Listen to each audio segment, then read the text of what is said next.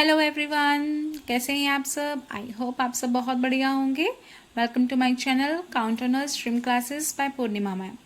अब हम करते हैं 4.2 एक्सरसाइज, जिसमें हमको सम नंबर 5th में पहुंच गए हुए हैं और एक क्वेश्चन रह गया बस। The last 2 questions and exercise is complete. The altitude of a right triangle is 3 centimetre less than it's base. उसने बोला कि जो एल्टीट्यूड होता है क्या है, पहले किसी को पता है?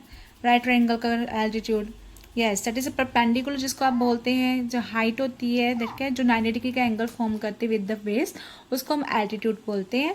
वो जो एल्टीट्यूड है that depends upon 7 centimetre it's base, मतलब कि वो बेस के ऊपर डिपेंड है। जो चीज़ किसी के ऊपर डिपेंड होती है, हम एल्टीट्यूड को एक्स नहीं सपोज करेंगे। किसको सपोज करेंगे? हम सिर्फ और सिर्फ बेस को सपोज करेंगे एक्स। ठीक है, तो एल्टीट्यूड क्या हो जाएगा? बेस का 7 लेस हो जाएगा। ठीक है, तो इसमें राइट ट्रायंगल है, तो हम पहले ट्रायंगल ड्रॉ कर लेते हैं सुंदर सा और अच्छा सा।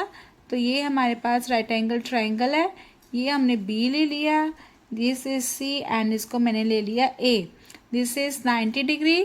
ठीक है, अब आपको बोला हुआ है कि अगर हम एक्स बेस को एक्स सपोज कर लेते हैं तो जो एल्टीट्यूड है वो क्या है?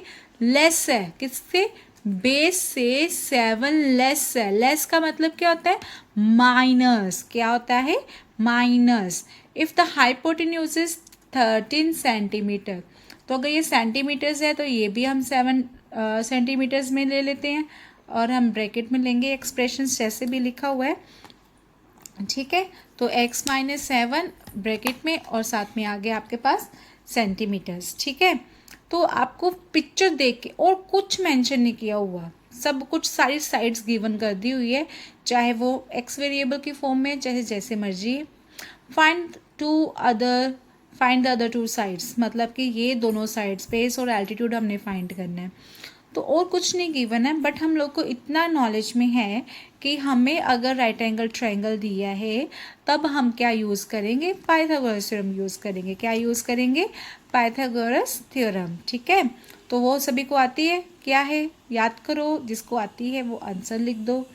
Hypotenuse square is equals to base square plus altitude square. ठीक है, करें फिर स्टार्ट। तो ठीक है, हमने किसको जो सपोज किया हमने बस उसको लैंग्वेज फॉर्म में लिख दिया। The base of a right angle triangle is x centimetre. ठीक है, एल्टीट्यूड क्या लिया हुआ है? आपने इसे लाइनें ड्रॉ करनी है। Of a right angle triangle is x-7 bracket centimetres. Hypotenuse जो गिवन हमने लिख लिया। ठीक है, अब हमने पाइथागोरस थ्योरम लगानी है। तो पाइथागोरस थ्योरम किस ट्राइंगल में लगती है, पहले ये मुझे बता दो जल्दी से। तो ये आप लोगों के लिए क्वेरी है कि हम पाइथागोरस थ्योरम कहाँ कब लगाते हैं, कब कंपल्शन होता है कि हम इसी चीज़ पे ही पाइथागोरस थ्योरम लगा सकते हैं। ठीक है, अब मैं जो क्वेश्चन अभी मैं जो नेक्स्ट लाइन लिखवाने लगी हूँ वो मैं लिखवाने लगी हूँ, बट ज़्यादा एक्सप्लेन नहीं करूँगी क्योंकि ये आपके लिए क्वेश्चन है, आगे भी आएगा क्वेश्चन तो हम करेंगे। ओके, तो लिखते हैं in right angle triangle, right angle triangle ABC। ठीक है, बाय पाइथागोरस थ्योरम क्या अप्लाई कर रहे हैं? फॉर्मूला क्या होता है पाइथागोरस थ्योरम का? That is equals to hypotenuse square is equals to base square plus perpendicular square. Perpendicular मतलब एल्टीट्यूड को ही बोलते हैं हम लोग। ठीक है, परपेंडिकुलर स्क्वायर। ओके, अब आपको हाइपोटेन्यूज कितना दिया हुआ है? 13 सेंटीमीटर। तो वैल्यू सब्स्टिट्यूट कर देते हैं, 13 सेंटीमीटर स्क्वायर। परपेंडिकुलर कितना है आपके पास, यानी कि एल्टीट्यूड और बेस कितना हुआ? बेस आपका पास हो गया x सेंटीमीटर स्क्वायर और परपेंडिकुलर कितना है, यानी कि altitude that is x-7 centimetre square. ठीक है, उसको एज इट इज लिख देते हैं।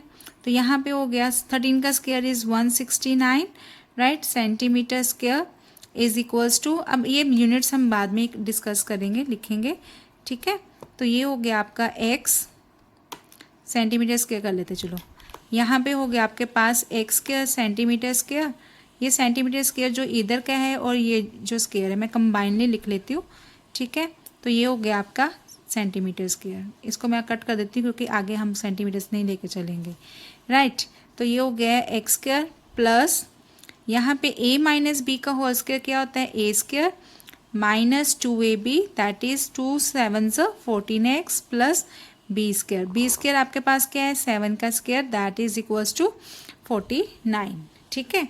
अब यहाँ पे आपके पास आ गया 169 x square plus x square that is equals to 2x square minus 14x plus 49, ठीक है। तो यहाँ पे जो 169 है उधर लेके जाएंगे, नेगेटिव हो जाएगा, राइट।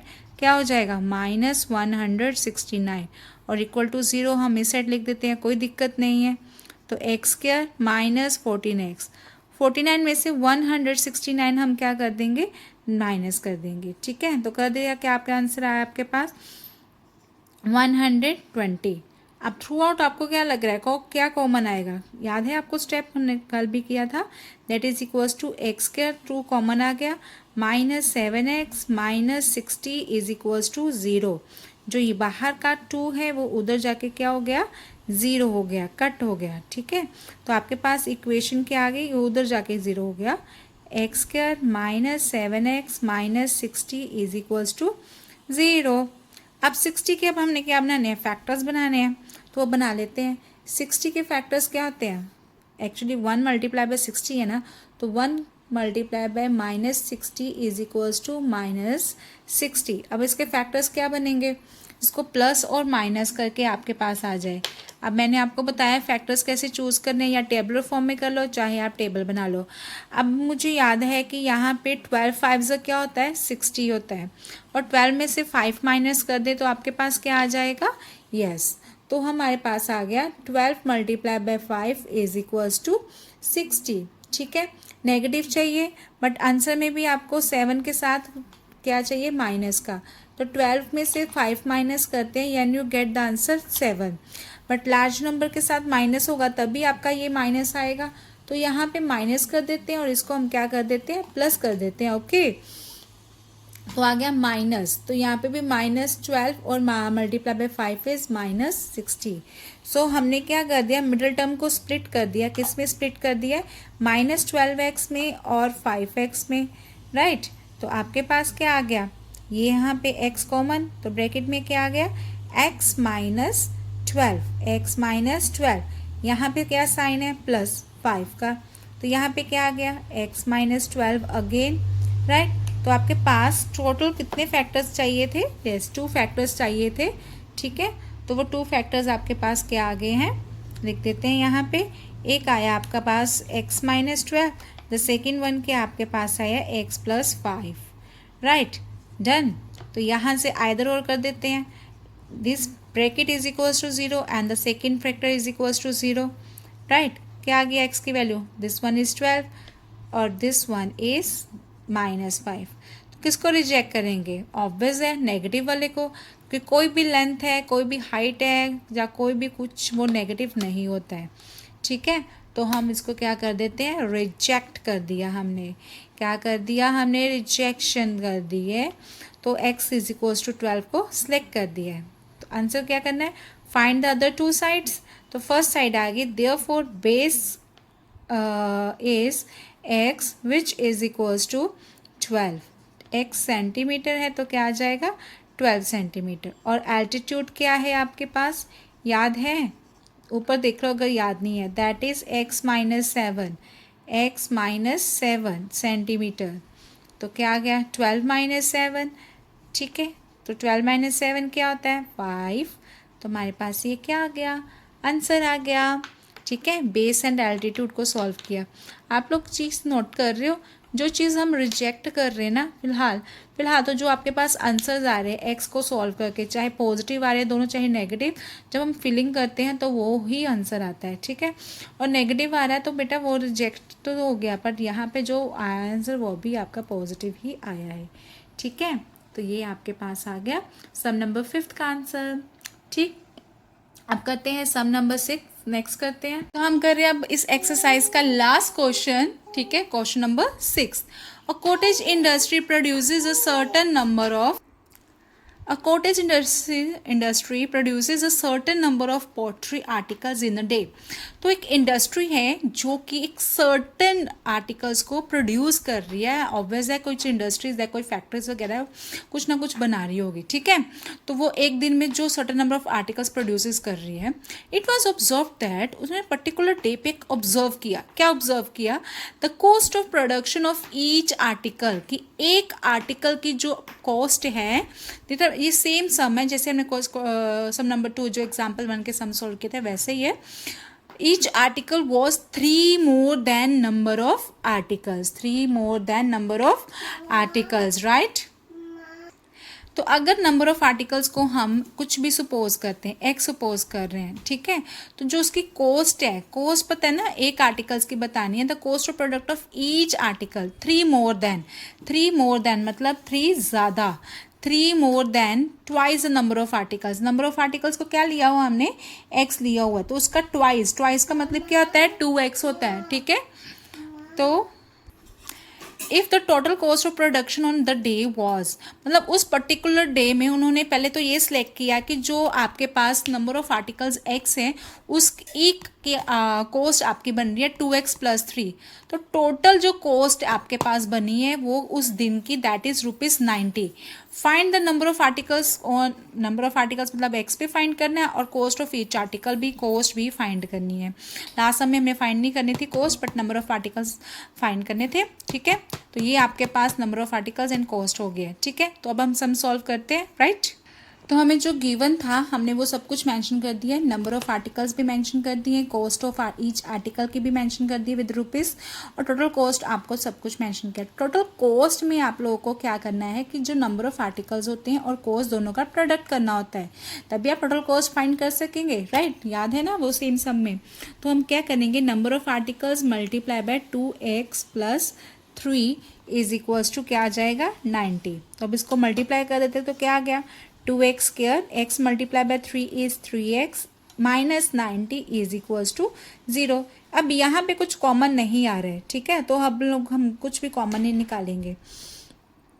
अब a एंड c को मल्टीप्लाई कर देते हैं, then you get the answer -180। 180 को जब आप मल्टीप्लाई या सॉल्व इस तरीके का फैक्टर चूज करेंगे जिसको प्लस और माइनस करके आपके पास क्या आ जाए, 3 आ जाए, ठीक है। प्लस और माइनस करके क्या आ जाए आपके पास, 3 आ जाए, ठीक। तो हम क्या करते हैं, चूज करते हैं, फाइंड आउट करते हैं। तो अब हम सभी फैक्टर्स में से ऑब्वियस से चूज़ करेंगे, तो 12 और 15 से क्या होता है, 180। तो चेक करते हैं। अब आप लोगों ने शॉर्ट ट्रिक देखी होगी, तो यहाँ पे क्या है आपके पास, तो ये हो गया 2 5 10, ये 10 हो गया। 1 मल्टीप्लाई बाय दिस इज, इन दोनों को मल्टीप्लाई किया, ये हो गया आपका क्लोजली 2, और ये हो गया आपका 5। तो 5 + 2 इज 7, तो ये आ गया आपका 7। तो क्या आ गया, 180, राइट। तो यानी कि 15 में से 12 माइनस भी कर देते हैं तो क्या आ जाता है, 3। तो यानी कि बिल्कुल ठीक है। तो हम इसको सिलेक्ट करते हैं, आपके पास आ गया +3x कैसे आएगा, +15 में से -12 कर देंगे तो आपके पास आ जाएगा 3, ठीक है। और इन दोनों को करते हैं सॉल्व, ठीक है। फिलहाल तो इसको इधर करना था, डजंट मैटर। तो इन दोनों में से क्या कॉमन आ रहा है, x कॉमन आ गया, ठीक है। तो x कॉमन आ गया तो ब्रैकेट में क्या रह जाएगा, 2 मल्टीप्लाई बाय x + 15, और x में से x बाहर आ गया तो ये क्या हो गया आपका अकेला 15। अब माइनस का साइन है तो माइनस के साइन में हम क्या करेंगे, 12 और 19 में से क्या कॉमन आया, अब 12, अब फर्स्ट ब्रैकेट भी आप देखो ना, अब फर्स्ट ब्रैकेट में आपको क्या दिया हुआ है, 2x दिया हुआ है, फर्स्ट में आना चाहिए। 12 और 90 तो एक टेबल पे आता नहीं है फर्स्टली, ठीक है।